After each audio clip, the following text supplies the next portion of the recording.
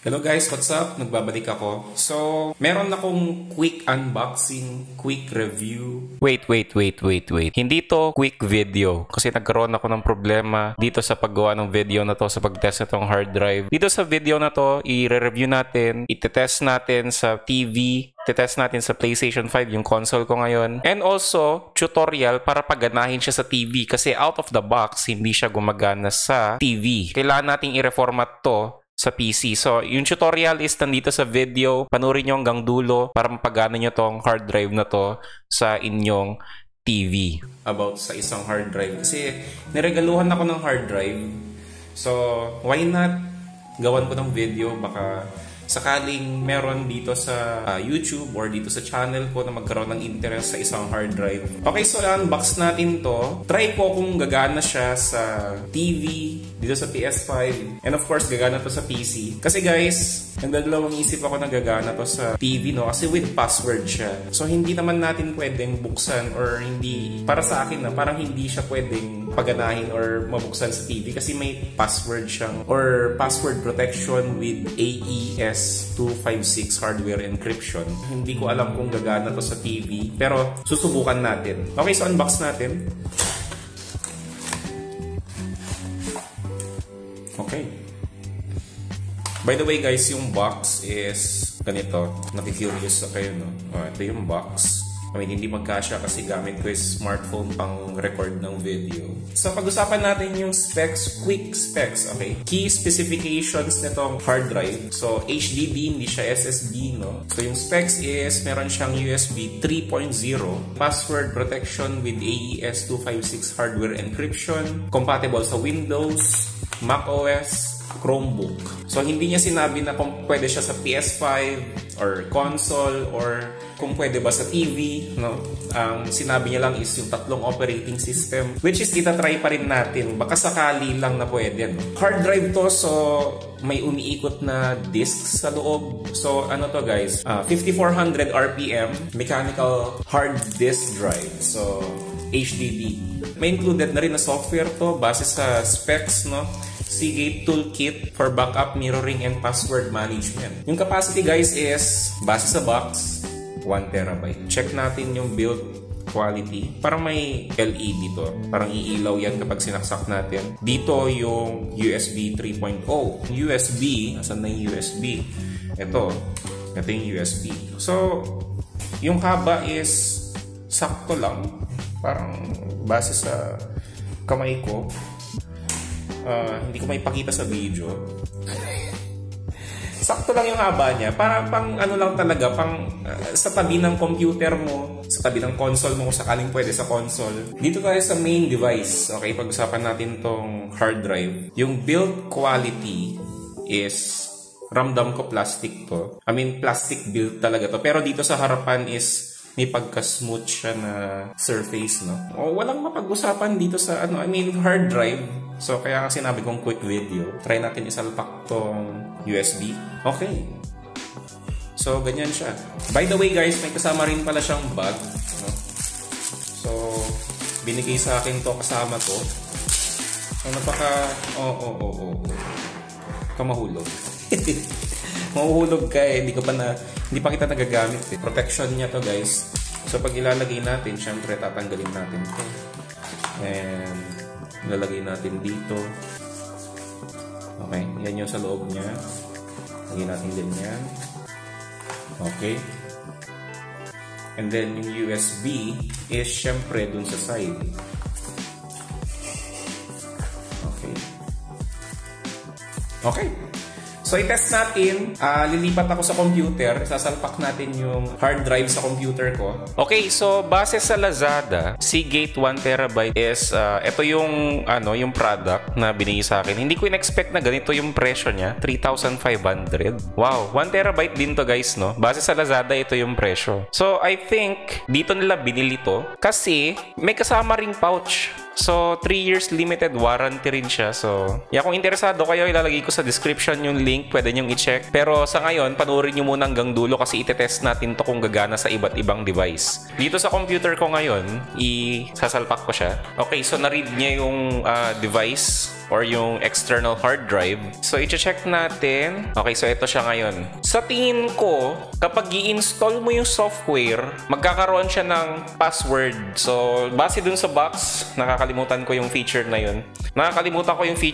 Teka, balikan ko yung site or yung yung ano kanina. So, ito yung specs na binabasa ko kanina, no? So, 5200 RPMs, 2.5 inches. I mean, wala yung 2.5 inches kanina. So, meron siyang AES 256 hardware encryption. Pero base dito sa ating, nung binuksan ko dito sa computer, no? Wala siyang password. So, yeah, ito pa lang siguro to. Start here. Okay, so pwede mo siyang install. Pero pwede rin siyang hindi i-install. Which is, gusto ko yun kasi pwede ko siyang gamitin sa ibang device. So, maglalagay ako ng movie dito at itatry ko sa iba't ibang TV kung gagana siya. Okay, so mag-speed test tayo kung gaano siya or gaano niya kabilis ikakopy yung isang file, no? Pero nakasaksak siya sa USB 2.0 ng PC ko sa mabagal na USB kasi walang bakante na USB dun sa may 3.0. So, dito muna tayo sa 2.0 magsasalpak or isasalpak yung hard drive kasi hindi natin matetest yung full speed niya pero dito natin makikita kung gaano siya kabilis mag-copy ng files. Try natin. So, ito yung movie. Nakapag-copy na ako ng isang movie, Kung Fu Panda 3. Oh my God. Teka lang, maghanap ako ng movie kasi na-copy ko na pala to. Okay, so dito tayo sa Kung Fu Panda 4. Meron tayong 882, I think, megabytes to. Pag-check natin, 861 megabytes. So, 1 hour and 33 minutes yung length ng video, 720p resolution. So, copy natin to, Control-C, and then i-paste natin dito sa ating hard drive. So, hindi ko na to ika-cut, guys. Signan natin kung gaano kabilis mag-copy ng files.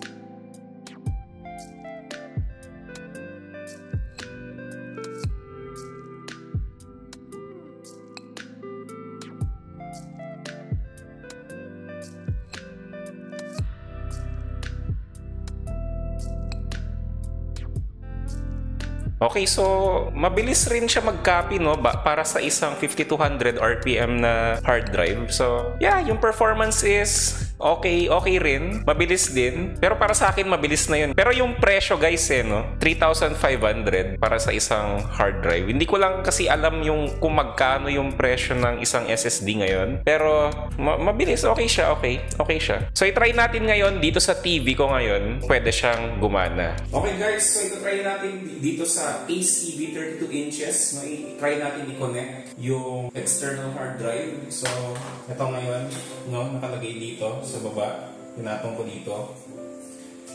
And, try natin i-connect yung USB. Okay, ko muna yung ilaw. Hindi ko makita. Okay. Patayin na natin. Okay, so, guys, nag-install pala ako. Nag-try ako nag-install ng file manager, no? Baka sakaling hindi ma-read. So, try natin i-okay ko. Yeah, maybe na-read na niya. So, sa pagkakaalala ko nun, guys, dito sa left side, itong media, buksan natin yan. And, okay.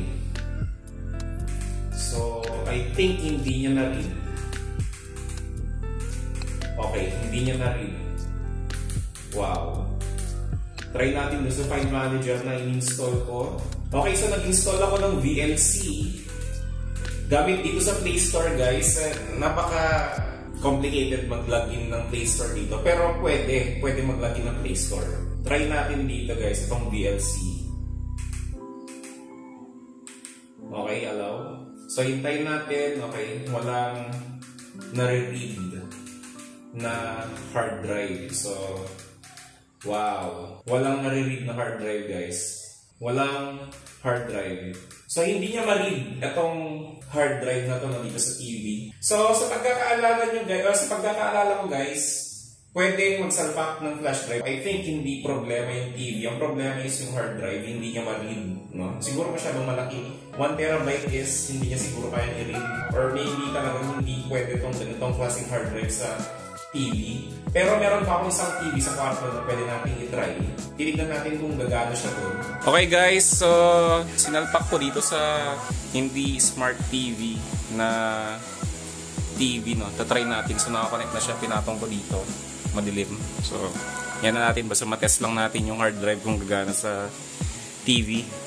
Try lang natin. Okay, ito USB. Try natin.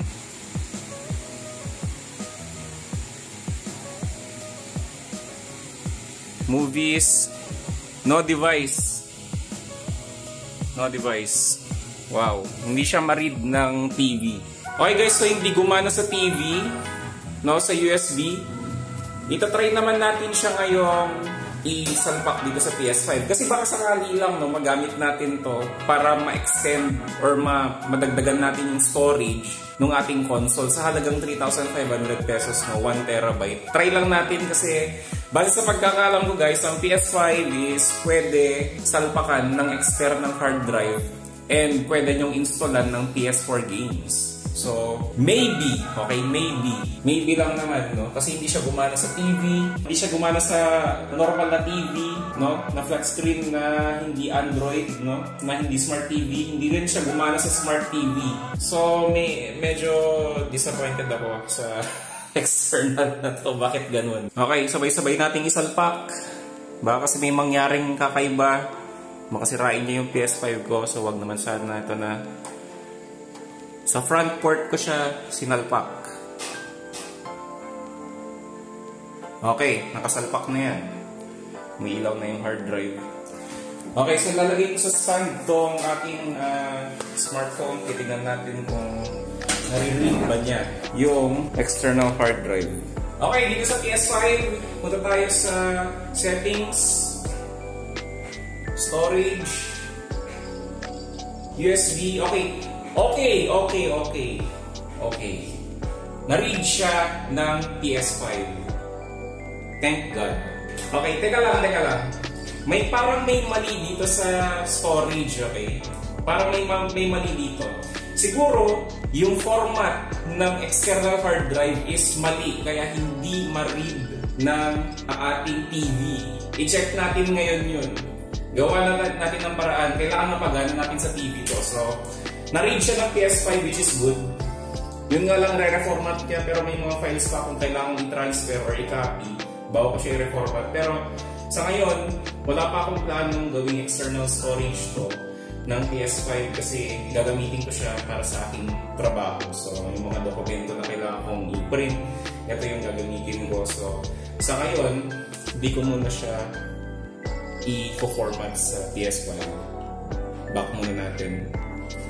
Okay, so move tayo sa PC. Ayusin natin yung problema and yeah, try natin ayusin at pagganahin sa TV. Okay, balik ngayon tayo dito sa PC guys. Pag-aralan natin kung anong format ba nitong hard drive na to, bakit hindi gumagana. So try natin, i-check natin sa properties. Okay, exFAT. So I think FAT32 yung format na kailangan dito. So try nga nating format.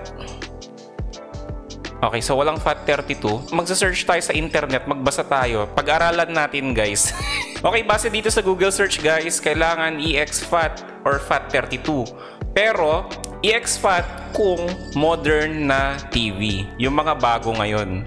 So basically, itong TV na ginagamit ko ngayon is luma. Tatry natin siyang i-reformat, guys, sa FAT32. Ngayon, yun yung pag-aaralan ko kung paano ko gagawin yun. Anong software ang kailangan natin gamitin para ma-reformat natin siya sa FAT32. Okay guys, so base sa mga sinearch ko guys, merong built-in software sa Windows 10 or 11 na pwede nyong gamitin para i-reformat to into FAT32. So I think yung FAT32 is gagana sa mga ganitong klaseng TV. Kasi yung mga modernong TV guys, base sa pagka-search ko guys, yun yung mga modernong TV is compatible sa exFAT. Yeah, yun kasi yung exFAT guys is malalaking storage na yun guys. Mga terabyte na yun eh. Pag FAT32, limited ka lang hanggang 32 gigabytes, which is para sa movie, para makapanood ka ng movie sa TV, gusto mong gamitin yung external hard drive mo, yun talaga yung choice. So it's either bumili ka ng flash drive na pwede mong i-format to FAT32, or kung may way ka na i-reformat itong buong hard drive into FAT32, which is I think meron, pero sa ngayon guys guys, gusto ko lang siyang pagganahin muna. Titignan natin kung gagana siya or mariread ng TV. So, ang mangyayari guys is, babackupan ko tong files niya. So, ikakopy ko to. And then, pupunta ako sa desktop. Gagawa ako ng bagong folder. And backup. External. Pwede nyo sundan to guys para hindi kayo malito, no? Kung sakaling hindi pa kayo hindi nyo paggamay ang gumamit ng Windows isang computer. So ito na yung files natin. So pwede nating i-close to. Ito yung files natin na binakapan natin. Pwede nating i-close muna to. And pupunta tayo dito sa Windows at isa-search natin is ito. Create and format hard disk and partition. So dito tayo pupunta. Click natin. Palakihin natin to guys. And as you can see, andito yung OneTouch, itong external hard drive natin. So, ang mangyayari guys, is i-right click natin to. Pero bago yun, ipapakita ko muna sa inyo. Ito guys, exFAT. Kailangan natin i-reformat to para gumana sa ating TV. Right click, delete volume guys. I-delete natin yung volume at kikreate tayo ng bagong volume. So, delete. Okay, delete this volume will erase all data on it. Okay, yes. Nabackupan ko na yung files, so let's go. Okay, so allocate. Ito na yung magiging itsura. So dito guys, mag-ingat kayo sa kung ano yung i-delete yung volume, no? Right-click ulit natin. New simple volume. Next. Dito guys, 32 gigabytes is 32,000 megabytes. So the type natin is 32,000. So yan. Next natin. Okay, so dito guys, mamimili lang kayo kung anong letter ng drive. So, okay na sa akin yung D. No? Okay na yan. Next na natin. Okay, so dito, pag i-click nyo tong file system, merong FAT32. Okay, so try natin guys. Try natin, balik tayo dito. Try nating 33,000. So, nag-exceed na tayo sa kung anong supported ng FAT32. Okay, so try natin. Okay, next tayo. Click ulit natin exFAT. Hindi siya supported ng FAT32. So, hanggang 32 gigabytes lang. Which is, siguro ganun talaga. Wala tayong magagawa. So, ibalik natin sa 32,000. Hit next. Next. Click natin to. Ano ba? FAT32 volume. Okay. Hindi kasha. FAT32 na lang para hindi tayo malito. Okay, so next. Okay, next. Finish. Okay, so meron na tayong FAT32 na storage. As you can see, may nakikita kayo dito. Meron pa tayong 900 gigabyte na excess na space. So, pwede nating gawan ulit ng panibagong volume to. Hit next. Next. So, E-drive na siya, no? So, next natin. NTFS. So, yeah, gawin na muna natin to. Gawin natin siyang NTFS. So, hit next. Okay. So, dalawa na. Ang nangyari dito, guys, nagkaroon ng partition yung external hard drive natin. So, dalawang partition na siya ngayon. Isang FAT32 and isang NTFS. Okay. So, pwede nating i-close to ngayon. And pupunta tayo dito sa computer.